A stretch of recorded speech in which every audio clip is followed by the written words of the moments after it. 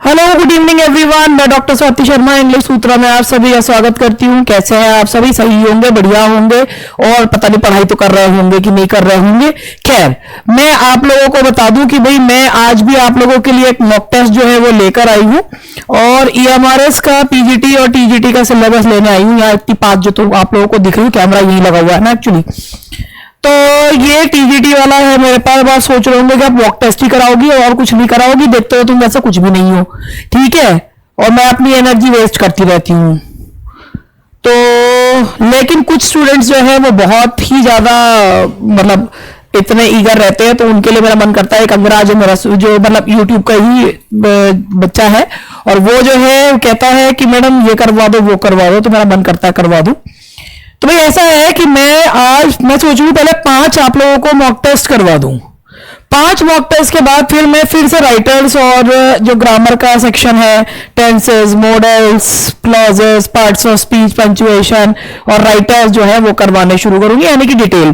पहले 5 mock test करा दूं, ठीक है। ये वो मॉक टेस्ट वो है जो सारे में हमारे ही द्वारा प्रिपेयर करे हुए बुक से लिए, मतलब ऐसा है ना कि जो बुक्स अवेलेबल हैं हमारे पास जिनमें इस तरीके का मिलता जुलता सिलेबस है, उसमें से हम क्वेश्चंस लेकर बना रहे हैं। तो ये तो हुई बात हमारी यहां तक। इसके बाद भैया ऐसा है, देखो ये है हमारी किताब द पाथ टू विक्ट्री, ठीक है। अब हम पता नहीं कितनी कोशिश कर रहे हैं मगर पता नहीं क्यों ऐसा क्यों हो रहा है कि वो अमेजोन पे जा ही नहीं पा रही है। मगर अब मतलब मुझे कहते कहते शर्म आ गई, मगर पता नहीं आ ही जाएगी एक आध दिन में जो है ये अमेजोन पे चली जाएगी, पता नहीं क्या चक्कर हो रहा है, ठीक है। खैर अभी फिलहाल ये ऐप पर अवेलेबल है, इंग्लिश सूत्रा का ऐप है, इंग्लिश सूत्रा, ठीक है, SUTRAA लगता है इंग्लिश सूत्रा में, और उसके स्टोर में ये अवेलेबल है और वहां से आप इसे परचेज कर सकते हैं। घबराइए मत, परेशान मत होइए और ऊटपटांग नामों से ऐप को डाउनलोड ना करें, ठीक है। क्योंकि यार ऐसा है कि इतना समय आप लोगों को मेरे साथ जुड़े हुए हो गया, जो लोग जुड़े हुए हैं, जो इन्हीं यूट्यूब से ही मेरा ऐड कहीं और थोड़ी आप ही लोग हैं और आप ही लोग देखते हैं, तो उतना तो पता चल गया होगा व्हाट टाइप ऑफ पर्सन आया है।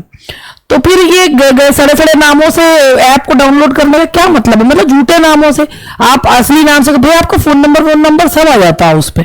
तो ऐसा थोड़ी है कि तुमने ऐप डाउनलोड करा पट देनी हमारी तरफ से कॉल गई, क्यों जी कोर्स क्यों ना खरीद रहे, ये क्यों ना खरीदा, ये देखा तो खरीदा क्यों नहीं? ऐसा नहीं होता हमारे यहाँ, कम से कम ऐसा नहीं होता। जब तक आप खुद से अपनी कोई परेशानी नहीं बताएंगे, जैसे एड्रेस सेव नहीं हो रहा है या वो नहीं हो रहा, तब तक हम आपको कोई वो नहीं करते, क्योंकि हम दूसरे की प्राइवेसी समझते हैं, ठीक है जी। तो पाथ टू विक्ट्री है। इस पाथ टू विक्ट्री में आप लोगों के सेक्शंस जो है वो इस तरीके से हैं। एक लिटरेचर का सेक्शन है, फिर एक ग्रामर का सेक्शन है, फिर प्रैक्टिस टेस्ट का सेक्शन है। 495 पेजेस की ये बुक है और सबसे बड़ी बात यह है कि भाई इसमें जो भी गलतियां थी वो भी अब बिल्कुल रेक्टिफाइड हो चुकी है, ठीक हो के बुक जो है निकाले, क्योंकि मेरे ना दिल पे बोझ पड़ जाता है अगर मेरी किताब में गलती हो जाती है तो वो रेक्टिफिकेशन भी कर दिया गया है अब इसका। तो पाथ टू विक्ट्री है, आप खरीद सकते हैं इसको बिना दूसरी बात सोचे।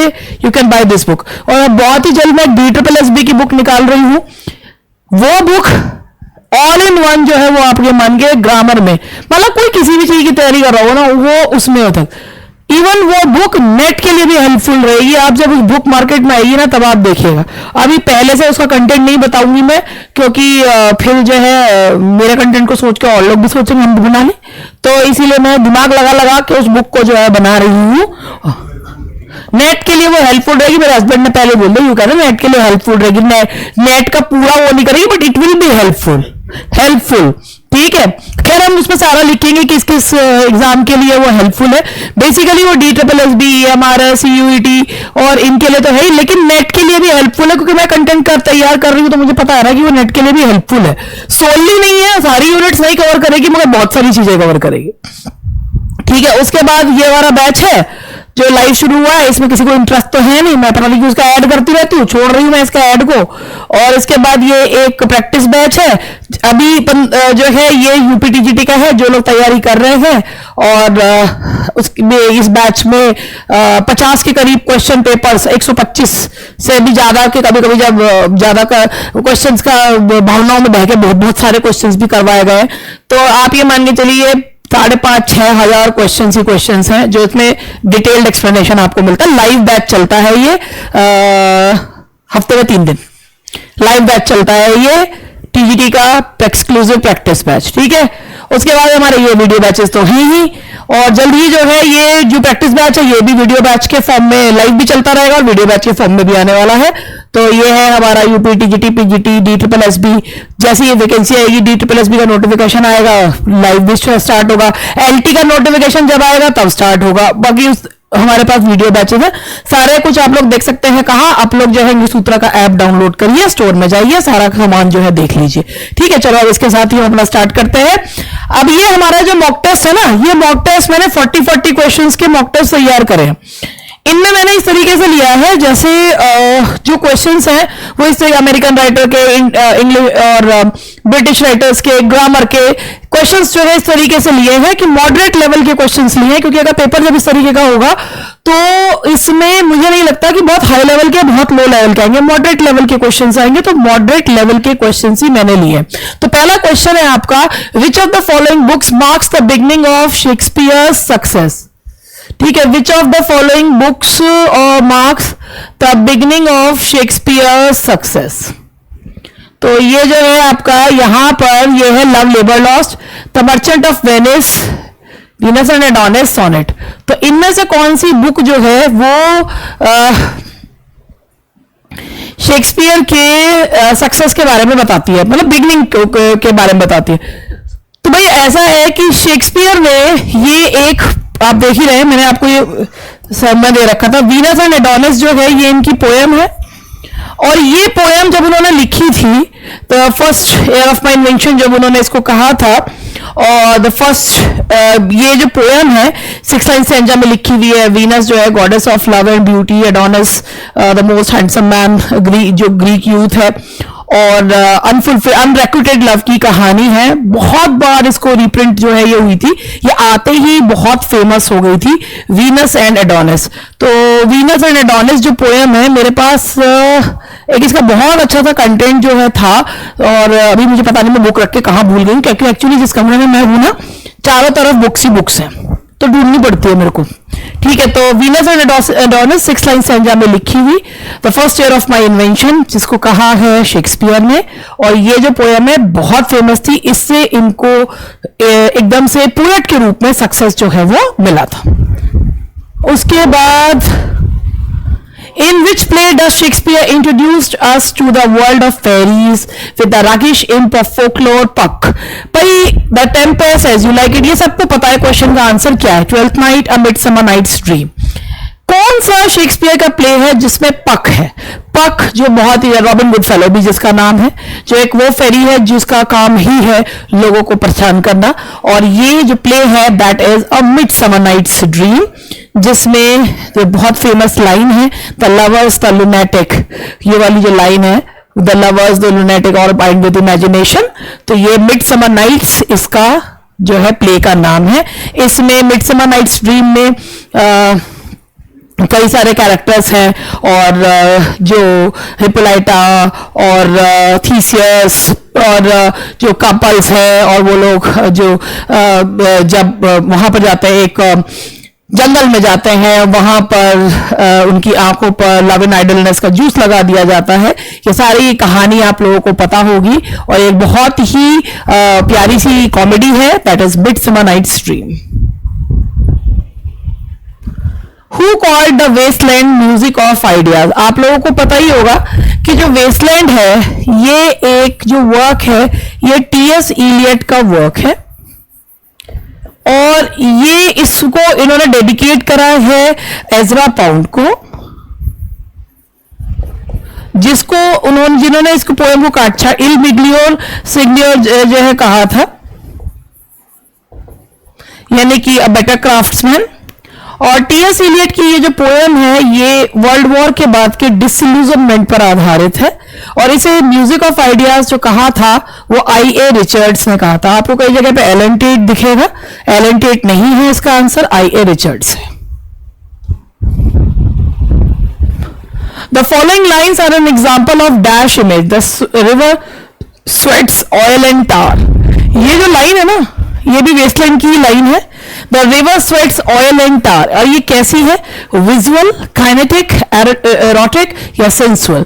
ये जो इमेज है ये इरोटिक है.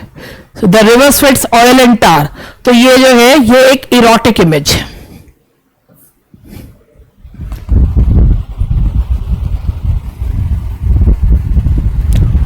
Whose poems of collection is called Leaves of Grass. ठीक है, बाइबल ऑफ डेमोक्रेसी जिसे कहा जाता है, तो Bible of democracy, leaves of grass को. ठीक है जी, वॉल्ट विटमैन की है ये, जिन्हें कहा जाता है फादर ऑफ फ्री वर्स कहा जाता है, father of free verse. Representative poet of America थे, उन्हीं के वर्क को कहा जाता है लीव्स ऑफ ग्रास.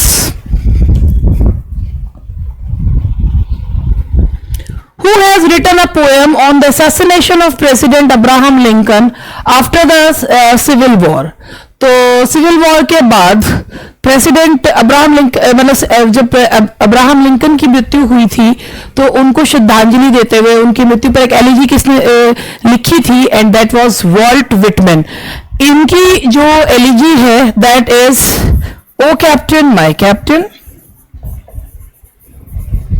और when the lilacs last in the dooryard bloomed, when the lilacs last in the dooryard bloomed, ये भी उन्हीं पर लिखी हुई एक एलिजी है.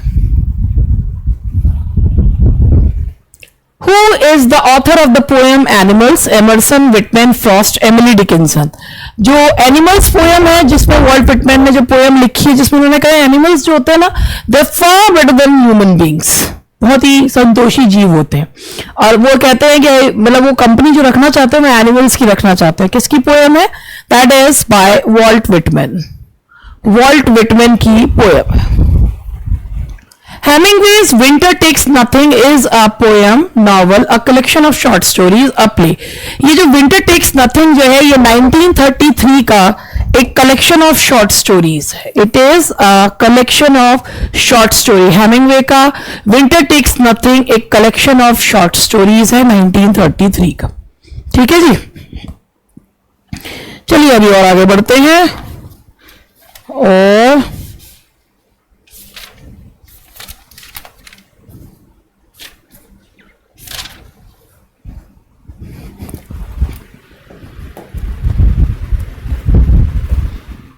The romantic comedy of the Spanish Gypsy by Thomas Middleton bears some similarities with Shakespeare's Twelfth Night, As You Like It, All Is Well That Ends Well, none of these. Spanish Gypsy जिसको लिखा है Thomas Middleton ने, वो Shakespeare के कौन से play से कुछ हद तक मिलती जुलती है, सारी तो नहीं, कुछ हद तक. जिसमें एक खूबसूरत सी शेफर्ड लड़की है जो बहुत ही ज्यादा बहुत खूबसूरत है और बहुत इंटेलिजेंट भी है, तो लगभग वो रोजालिंड से मिलती जुलती है. तो ये कहानी जो है वो किससे मिलती जुलती है? As you like it.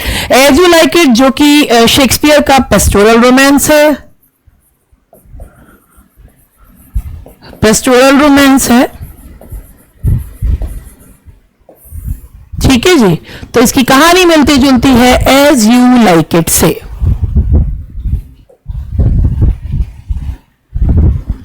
Which epithet cannot be applied to Robert Frost poetry? Robert Frost new England के पोएट थे.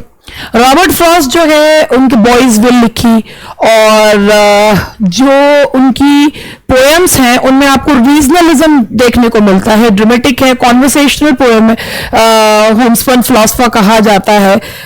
लेकिन उनके में एक एलिमेंट हमें देखने को नहीं मिलता. उनकी जो पोएम्स होती हैं वो बहुत साधारण लैंग्वेज में लिखी हुई होती है, डे टू डे कॉन्वर्सेशन करती हुई. तो उनमें जो हमें चीज जो स्टाइल देखने को नहीं मिलता that's neo classical. Neo classical का यह था कि what ever may be the content but the style should be elevated, and that we do not find in the poems of Robert Frost.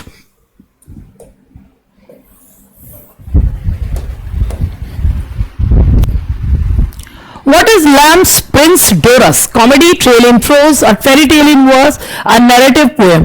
Lamb, Charles lamb, जिसे जो कि pathos और जो humour उनके एसेज में मिक्स्ड होता है, उनके अंदर भी उनके परिवार में एक पागलपन का था. उनकी बहन ने पागलपन में अपनी मदर को मार दिया था, उनके अंदर भी था. He also spent some time in mental asylum and he could not get married because he had to take after he has to take a look after his sister. तो लैम जो है उनकी बिल्कुल बिल्कुल ऐसे होते हैं, ऑटोबायोग्राफिकल होते हैं, पैथोस और ह्यूमर मिंगल्ड होता है। तो इनका जो प्रिंस डोरस है वो क्या है? That's a fairy tale in words. It's a fairy tale in words. It's a fairy tale in words.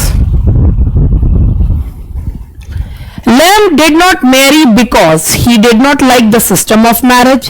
He had to maintain his mad sister. He was too poor to maintain a family. He did not want to curtail his personal freedom. तो ये मैंने आपको बताया कि उनकी जो sister थी Mary lamb, दोनों ने मिलकर टेल्स ऑफ शेक्सपियर भी लिखा है।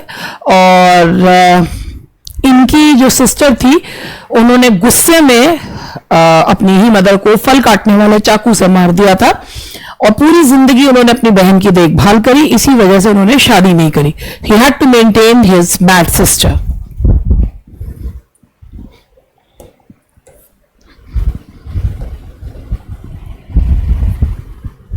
Who called Lamb gentle-hearted Charles? Coleridge, Hazlitt, De Quincey, Cananeinger. Charles Lamb को जेंटल हार्टेड चार्ल्स किसने कहा है? जो उन्हीं के सीनियर थे उनके जो है स्कूल में, और वो कौन थे? That was Coleridge.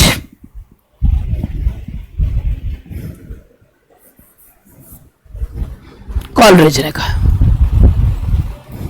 Who said that no man was ever yet a great poet without being at the same time a profound philosopher? Wordsworth, Coleridge, Arnold, T.S. Eliot.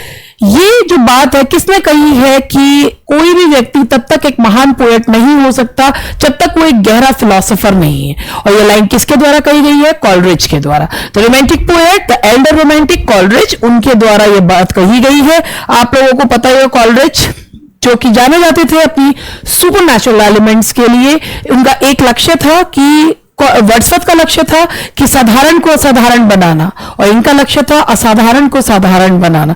तो ये ही the poet of fancy and imagination. और biography literary उन्होंने लिखा है। Willing suspension of disbelief जो term है वो कॉलरिज के द्वारा ही दिया गया है।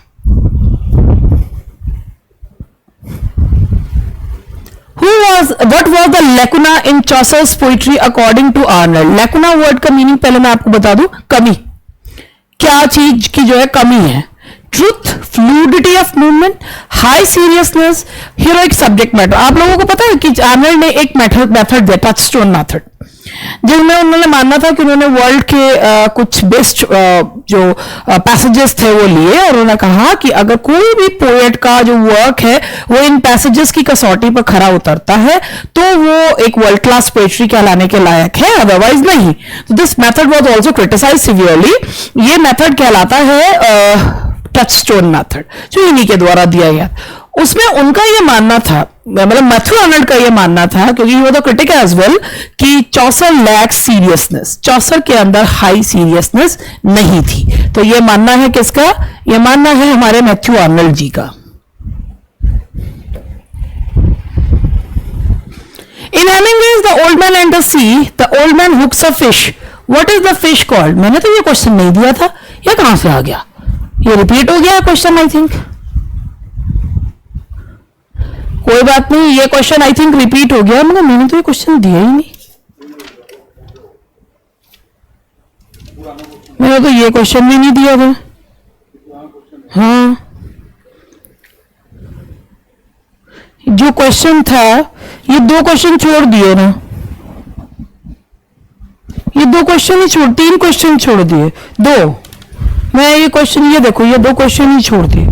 It is the man Charles Lamb that constitutes the charm of his written words, और ये दो क्वेश्चन तो अच्छे थे, मुझे लिखना पड़ेंगे। ये क्वेश्चन तो आपको पता ही है, मार्लिन था। ये एक्चुअली क्वेश्चन जो मैंने चूज किया था वो ये था कि इट इज द मैन, मुझे दिख नहीं रहा क्योंकि इससे नीचे वाला क्वेश्चन आ चुका है। It is the man Charles Lamb that constitutes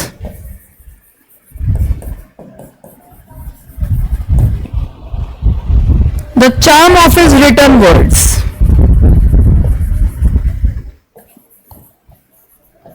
एक क्वेश्चन मैंने ये चूज किया था, एक और था, तो इसमें था कि ये किसने कहा है? It is the man Charles that constitutes the charms of his written words.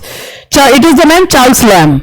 It is the man Charles Lamb that constitutes the charm of his written words. और मैं आपको इसके ऑप्शन भी बताती हूँ। इसके ऑप्शन थे ये सेंट्सबरी, ह्यू walker, De Quincey, cannon Iyengar. किसने जो है ये कहा है? तो ये कैनन आइंगर का जो है ये कमेंट है। तो ये मैंने कहा ये भी मैं आपको बता देती हूँ क्योंकि ये क्वेश्चन मैंने चूज किया था तो मैंने इसको भी ले लिया है।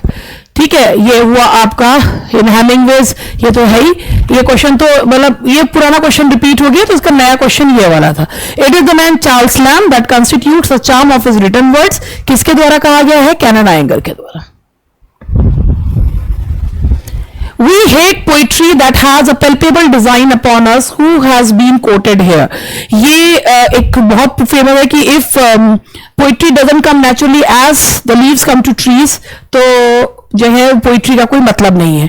ये कहा है जॉन कीट्स ने, जो कि एक यंगर रोमांटिक पोएट थे और who died very young because of consumption. और कीट्स जो है ये उन्होंने की कमेंट है कि हमें पोइट्री से इसलिए हम नफरत करते हैं क्योंकि that has a palpebral design upon us. हालांकि इसमें एक क्वेश्चन और भी था, वो भी मेरे ख्याल से मिस हो गया है, तो क्वेश्चन मिस हो गया। ये एक और था, ये वाला था, वो ये था कि who calls lamb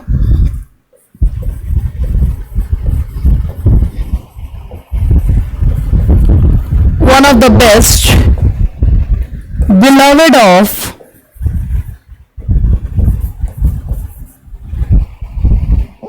English authors.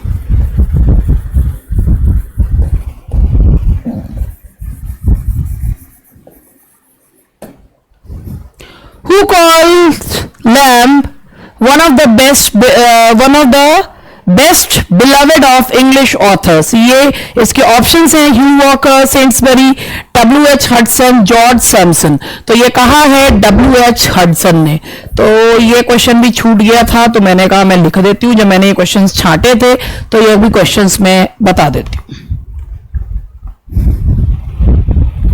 उसके बाद है Shakespeare is the grandest thing we have yet done.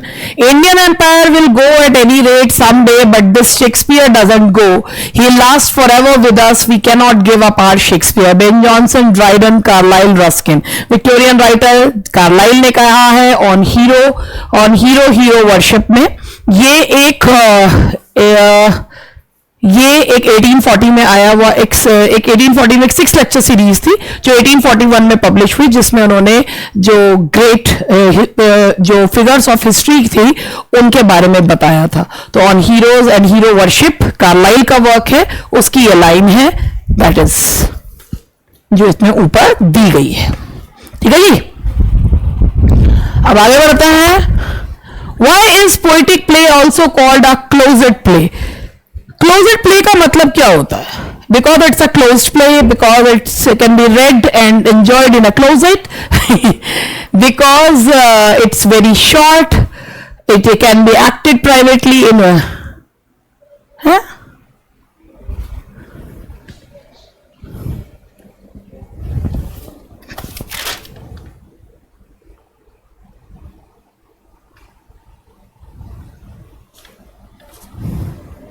इसका एक साधारण सी चीज है। क्लोजेड प्ले का मतलब होता है कि एक वो प्ले जो सिर्फ पढ़ने के लिए लिखा जाता है और एक्ट करने के लिए नहीं। तो it can be red only, it is not for playing purpose. तो इस ऑप्शंस में इस पर नहीं कह रही हूं। Poetic play is also called a closed play because it is meant only for reading and not for performance. तो ये क्लोजेड प्ले क्योंकि ये केवल पढ़ने के लिए होता है, ना कि जो है ये परफॉर्म करने के लिए। Foster presents great and often implied narrative play with the novel stirs paragraph only connect in। Foster का एक फ्रेज है ओनली कनेक्ट।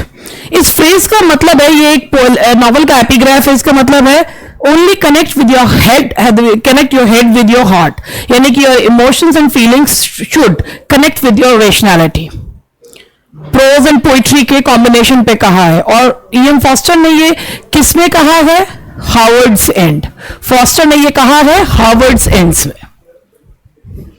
देखो भैया 22 क्वेश्चन हो गए हैं क्योंकि एक क्वेश्चन मिस हो गया था, तो मैंने 2 क्वेश्चन जो मेरे छूट गए थे वो भी मैंने लिए हैं।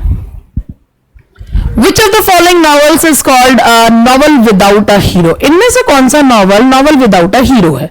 मिल ऑन द फ्लॉस, नॉर्थएंगर एबे, वैनिटी फेयर, पिकविक पेपर्स। इनमें से जो novel novel without a hero है जिसको कहा जाता है वो कौन सा है? That is vanity fair. Vanity fair. Select the antonym of underlined word. His frivolous remarks provoked no comments. Serious, frantic, momentous, fanciful. Antonym क्या है frivolous का? Frivolous का मतलब ही क्या होता है? तुच्छ। तुच्छ को बोला जाता है, बहुत ही जो है जिसमें सीरियसनेस की कमी होती है और उसे कहते हैं फ्रिवलस। ठीक है, तो फ्रिवलस का उल्टा क्या होगा? That will be serious.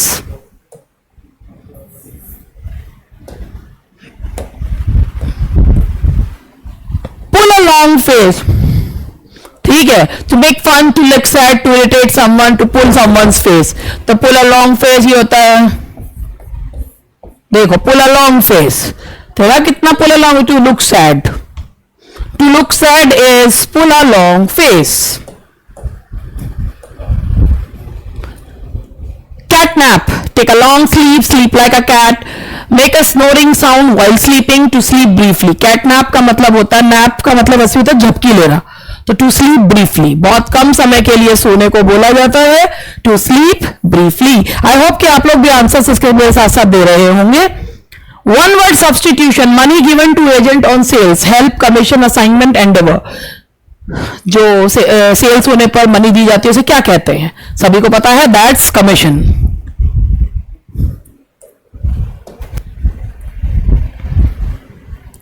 A system of government in which only one political party is allowed to function, oligarchy, dictatorship, totalitarianism and theocracy. देखो भाई, ऐसा है कि डिक्टेटरशिप का तो मतलब यही होता है कि जब इसमें एक ही व्यक्ति अपनी अपनी चलाता है, पार्टी भी नहीं होती, ठीक है। और थियोक्रेसी जो पंडों के द्वारा चलाई जाने वाली सरकार है, और इसके बाद oligarchy, government by few, government by when few people rule the whole country, उसे कहते हैं, तो that is oligarchy.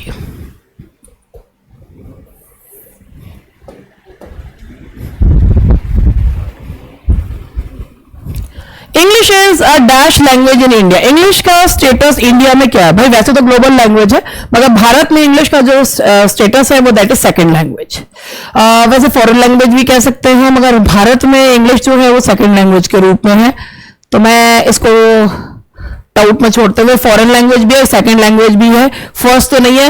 English global language है, not in India but that is global, तो ये सेकंड लैंग्वेज पे मैं लगा रही हूँ, English is second language.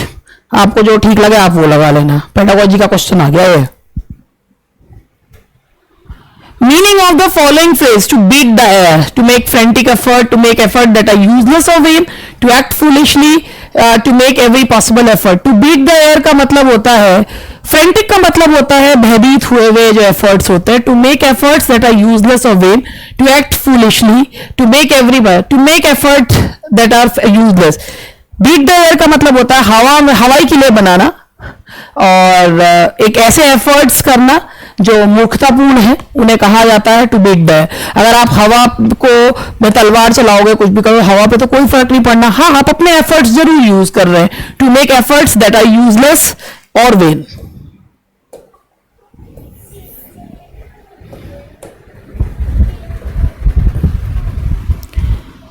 Synonym of truncate is cancel, act cruelly, cut off, end swiftly. Truncate का मतलब होता है, आप जैसे इसमें समझिए, जैसे ये पेड़ है या कुछ है, ऊपर का हिस्सा काट दिया, कट ऑफ करने को जो है वो बोला जाता है ट्रंकेट करना, तो दैट इज संक्षिप्त करना ट्रंकेट करके, ठीक है, तो that is cut off. Next to but not necessarily touching is adjoin, adjacent, other, adapt.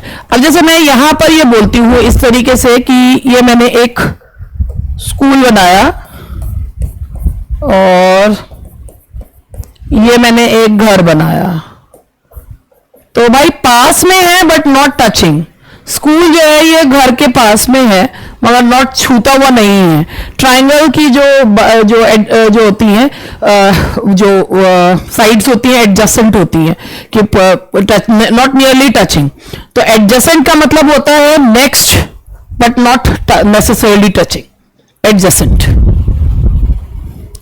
The passive voice of Jack was forcing through the crowd is, Jack was forcing through the, अब इसमें object क्या है हमारा? Crowd. The crowd was being forced through, तो देखिए forced through by, अब crowd के साथ भी हम was ही लगाएंगे क्योंकि क्राउड को कलेक्टिव नाउन है तो उसको हम सिंगुलर मानेंगे।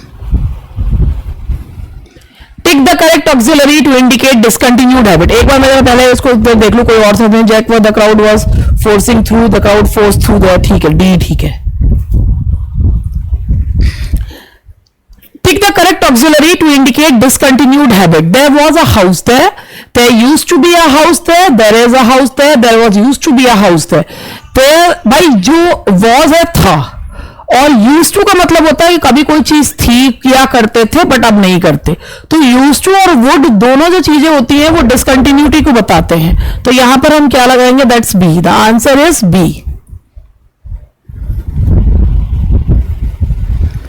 Informal essay is also known as funny essay, scholarly essay, familiar essay, impersonal essay.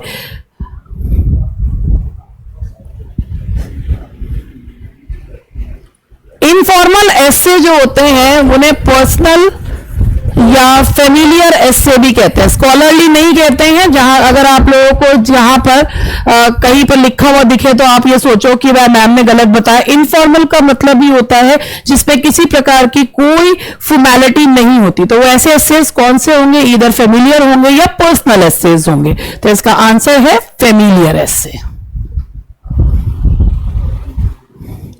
Pick the correct one. Geeta asked me where I lived. Geeta asked to me. Geeta asked me. Geeta asked me where do you live. पहली बात ये indirect narration है। Indirect narration में do does did का प्रयोग हम नहीं करते हैं।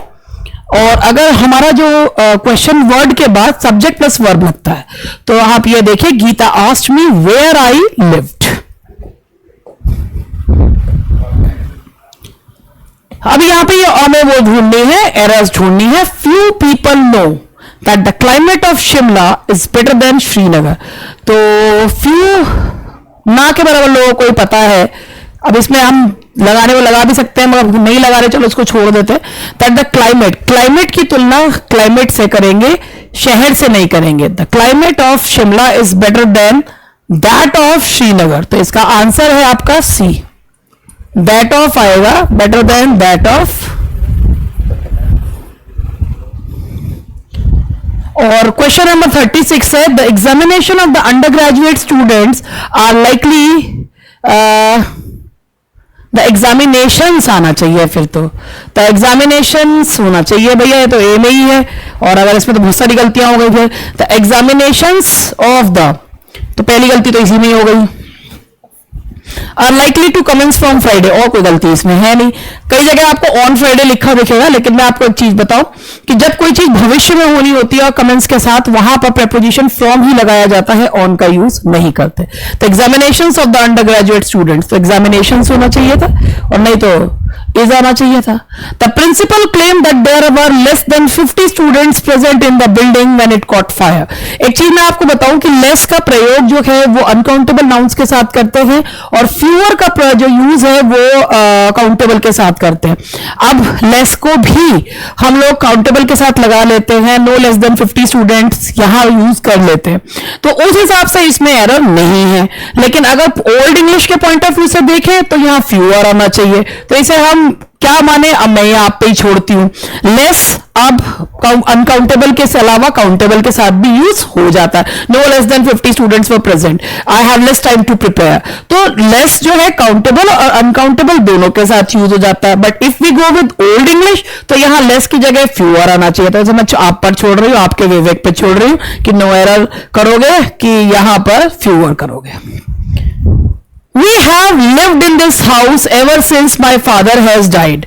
भाई अगर since और ever since आता है कंजंक्शन के रूप में, since या ever since अगर लगा हो तो पहले जो है वो प्रेजेंट परफेक्ट होता है ये वाला पॉइंट मैं कई बार बता चुकी हूं, मैं खुद थक चुकी हूं उस पॉइंट से। और फिर होता है पास्ट इंडेफिनिट।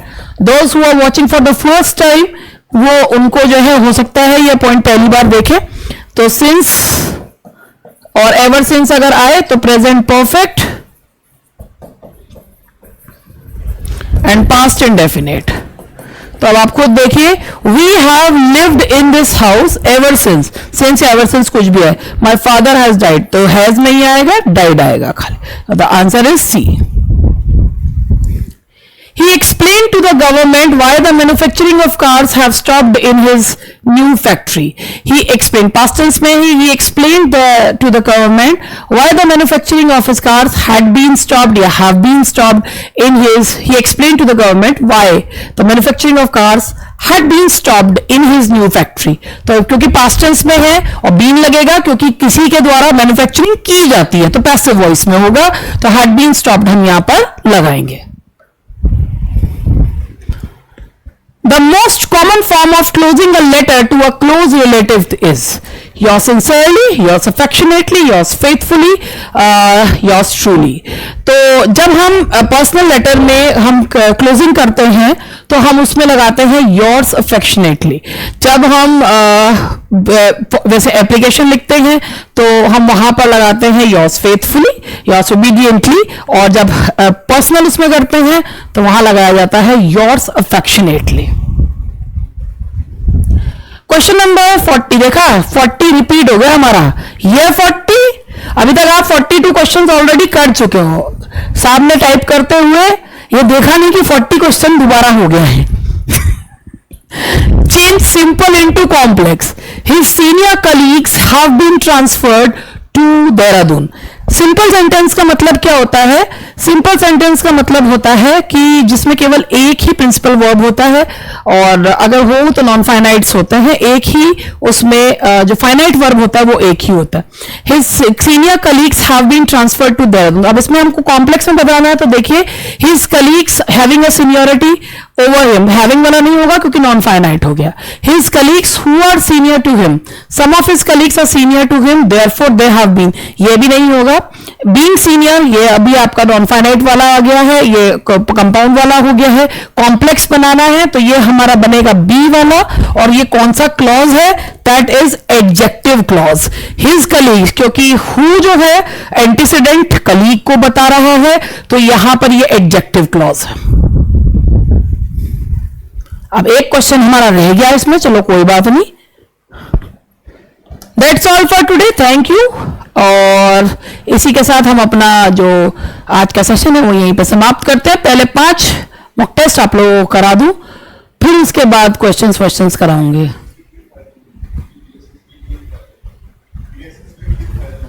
ये DSSB के लिए भी फायदेमंद है क्योंकि सिलेबस तो सेम है ना, ठीक है। सोच रहे होंगे वहां से बात सुन रही है और बोल रही है, क्या करे भैया जो बनाने वाला है। हाँ, ये DSSB के लिए फायदेमंद है और बिल्कुल है। चलिए ठीक है, बाय बाय।